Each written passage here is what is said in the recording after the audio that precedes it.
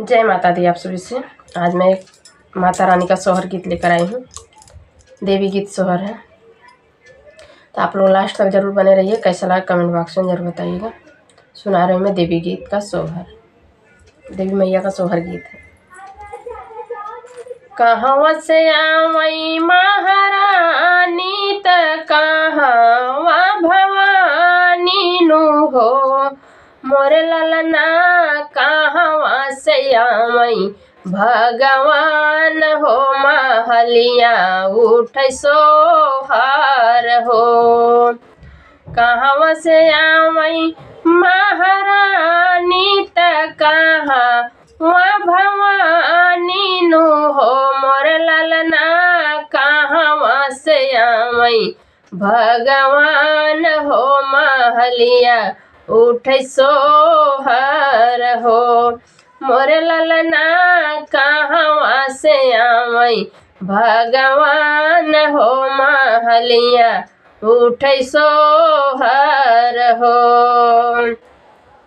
पूर्व से आवई महारानी त पछुवई भवानी नु हो, मोर ललना स्वर्ग से आवई भगवान हो, महलिया उठ सोहर हो। पूर्व से आवई महारानी त पछुवई भवानी नु हो, मोर ललना स्वर्ग से आवई भगवान हो, महलिया उठ सोहर हो। कहवा बैठायो महारानी त कहवा भवानी त कहवा भवानी नु हो, मोर ललना कहवा बैठायो भगवान हो, महलिया उठ सोहर हो। मोर ललना कहवा बैठायो भगवान हो, महलिया उठ सोहर हो।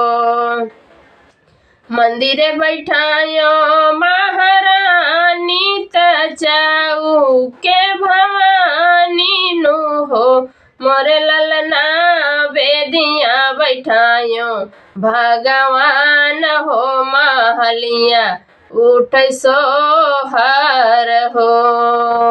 मोर ललना बेदिया बैठायो भगवान हो, महलिया उठ सोहर हो।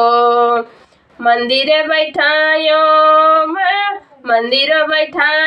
महारानी त चाऊ के भवानी त चाऊ के भवानी नु हो, मोर ललना वेदिया बैठायो भगवान हो, महलिया उठ सोहर हो।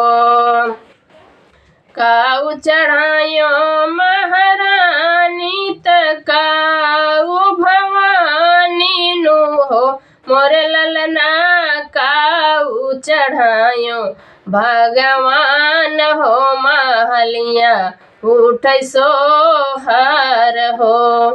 मोर ललना काऊ चढ़ायो भगवान हो, महलिया उठ सोहर हो। धरिया लवंगिया महारानी तयाढ़ा उल भवानी तयाढ़ा उल भवानी नु हो, मोर ललना फूल चढ़ायो भगवान हो, महलिया उठ सोहर हो। मोर ललना फूल चढ़ायो भगवान हो, महलिया उठ सोहर हो। काऊ खियायो महारानी त काऊ भवानी नु हो, मोर ललना काऊ खियायो भगवान हो महलिया उठै सोहर हो।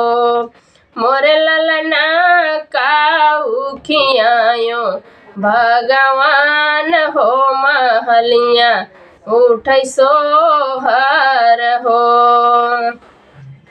हलुआ पूड़ी महारानी तयावा भवानी तयावा भवानी नु हो। मोरे ललना फल खियायो भगवान हो महलिया उठै सोहर हो। मोरे ललना फल खियायो भगवान हो महलिया उठै सोहर हो।